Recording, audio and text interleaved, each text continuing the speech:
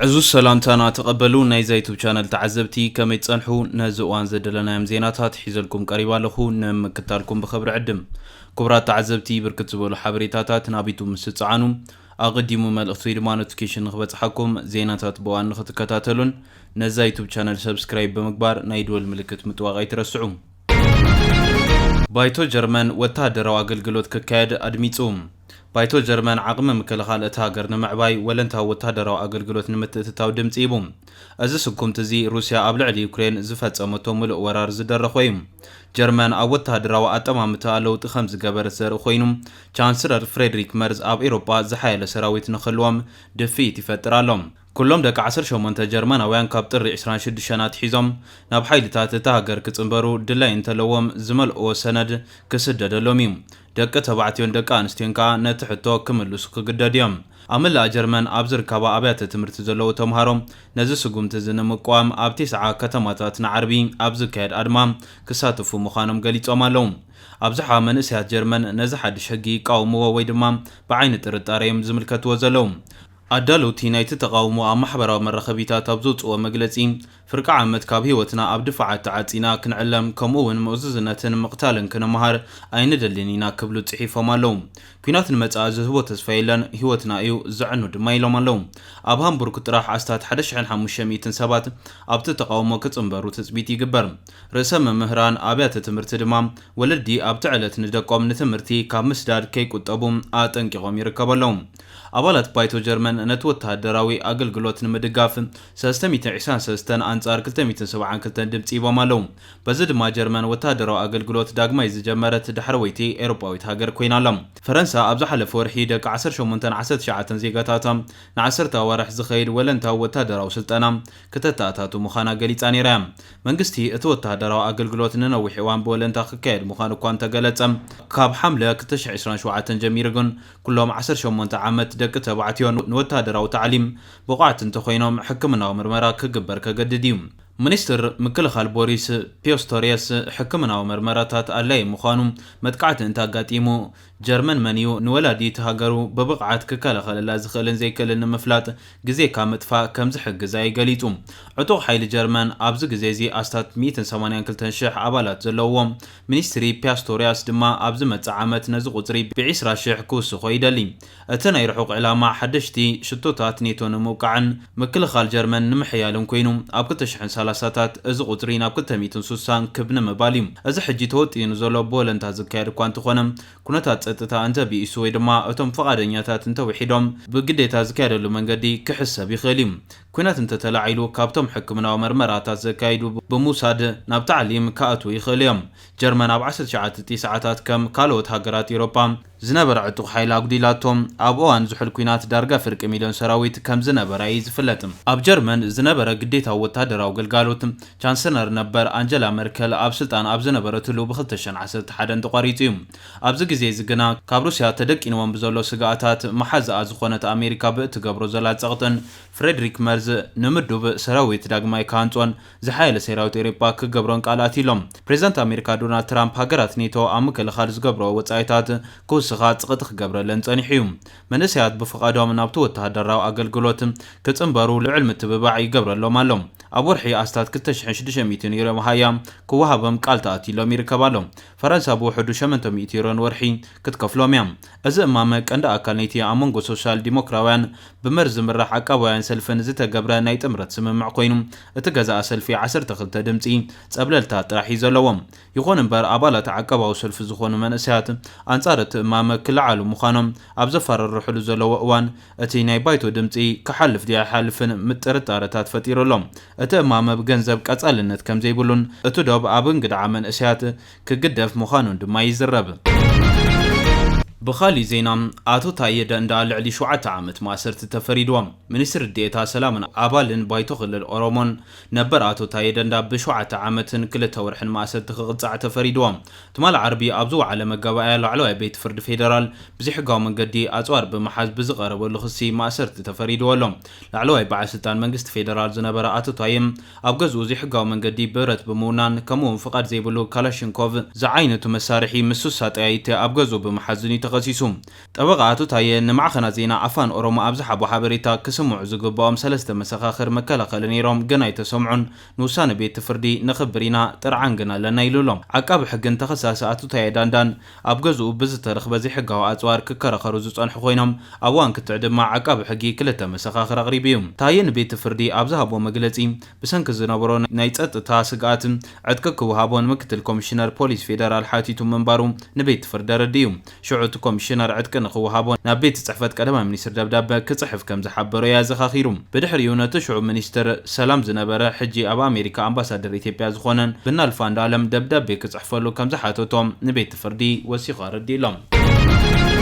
ብኻሊእ ዜና ላዕለዋይ ቤት ፍርዲ ኣሜሪካ ንጉዳይ መሰል ዜግነት ብቦታት ውልዲ ክሰምዕ ተሰማሚዑ ላዕለዋይ ቤት ፍርዲ ኣሜሪካ ገለ ኣብ ኣሜሪካ ዝተወልዱ ዕሸላት ቆዋማዊ መሰል ዜግነት ኣለዎም ድዩ የብሎምን ንዝብል ጉዳይ ክሰምዕ ተሰማሚዑ ፕሬዚደንት ዶናልድ ትራምፕ ኣብ ጥሪ ኣብ ቀዳማይ መዓልቲ ስልጣኑ በቶም ብዘይሕጋዊ መንገዲ ኣብታ ሃገር ዝቕመጡ ወለዲ ዝተወልዱ ህፃናት ብቦታት ውልዲ መሰል ከይወሃቦም ፈሪሙ እኳ እንተነበረ ሓያሎ ታሕተወት ኣብያተ ፍርዲ ግን ነቲ ስጉም ተዓጊተን ኣለዋ ኣብ ላዕለዋይ ቤት ፍርዲ ንዝካየድ ሞጎት መዓልቲ ኣይተቆፅረን ውሳነ ንኽወሃብ ድማ ኣዋርሕ ተሪፉ ይርከባሎም እቲ ቤት ፍርዲ ዝውስኖ ነቲ ትራምፕ ኣብ ልዕሊ ኢሚግሬሽን ኣሜሪካ ዘካይዱ ዘሎ ዓብዪ ጽልዋን ኣሜሪካዊ ዜጋ ንዝብል ኣምርን ክውስኖ ምዃኑ ይግለጽ ኣብ መበል 14 መምሕያሽ ኣቕዋም ኣሜሪካ ከም ዝተደንገገ ዝኾነ ኣብታ ሃገር ዝውለድ ዜግነት ኣሜሪካ ይህልዎ እዩ ዝብል ኣብ መንግስታዊ ተልእኾ ኣብታ ሃገር ንዝመፁ ዲፕሎማሰኛታት ወታደራት ድማ ንውላዳቶም መሰል ይህብ እዚ ሕጊ ዜና ኣስታት 160 ዓመታት ከይተቐየረ ዝቐጸለ እዩ ፈጻሚ ትእዛዝ ትራምፕ ደቂ ናይቶም ብዘይሕጋዊ መንገዲ ኣብ ኣሜሪካ ዘለዉ ወይ ድማ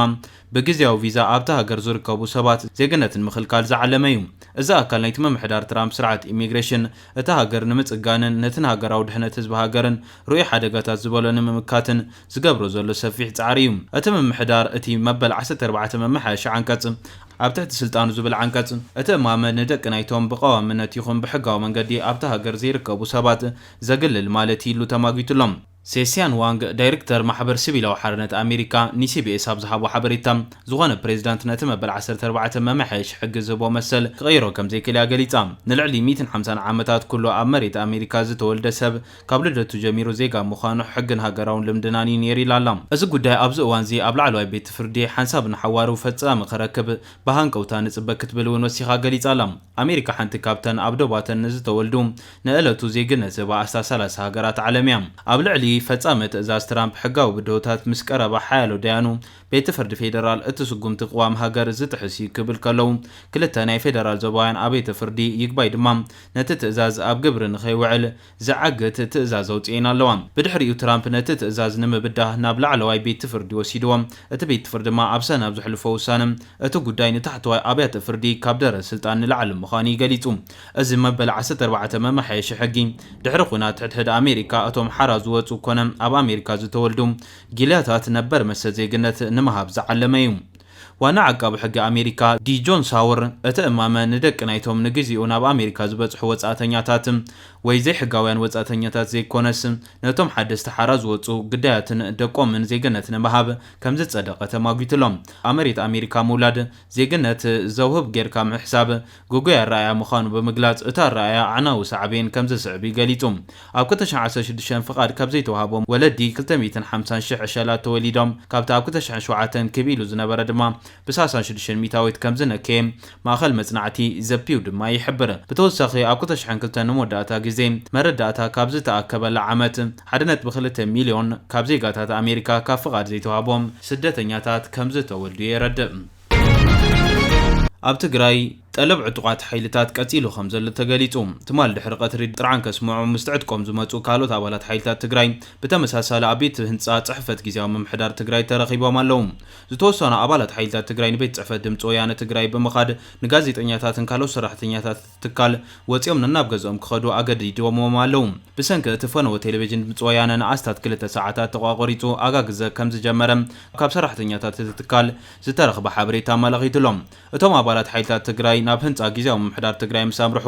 እትኮኹም ኣራጊፍኩም ናብ ኣዳራሽ ህንፃ ጊዜያዊ ምምሕዳር ትግራይ እተው ተባሂሎም ምስ ሓላፊ ቢሮ ሰላም ጸጥታን ትግራይ ሌተናንት ጀነራል ፍሳሕ ኪዳኑ ፍሳሕ ማንጁስ ካልኦትን ኣዘዝትን ከም ዝተዩ ተገሊጽሎም እዚኦም እውን ተመሳሳሊ ሕቶታት ብምቕራብ ምስቶም ኣዘዝቲ ብምዝታይ ናብ ኣድኦም ከም ዝተመልሱ ተፈሊጡሎም ብተዛማዲ ሓበሬታ ብሰንኪቲ ኣብቲ ከባቢ ተፈጢሩ ዝነበረ ውጥሪ ነቲ ኩነታት ንምህዳእ ፖሊስ ዝርከቦም ሓይታት ጸጥታ